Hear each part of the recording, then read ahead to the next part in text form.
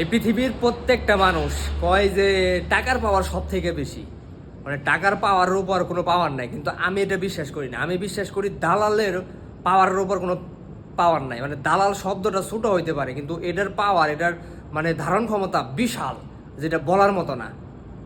এই যে মালয়েশিয়ার কলিং নতুন করে খুলতে আছে, কত লোক এই মালয়েশিয়া ঢোকার নেওয়ার চেষ্টা করবো, দালালে বুঝাইবো, তার মানে এমনভাবে বুঝাইবো যে এই তার আপন মানুষও তার ওইরকমভাবে কোনোদিন বুঝায় নাই।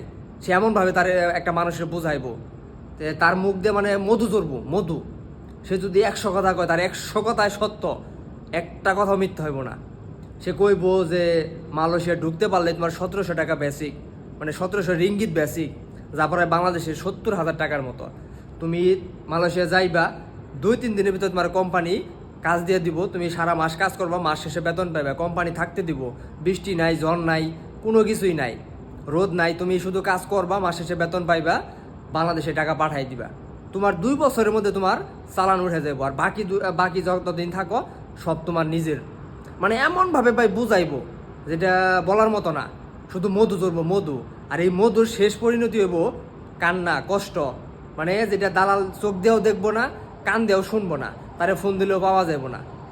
আর এর নামই হলো দালাল।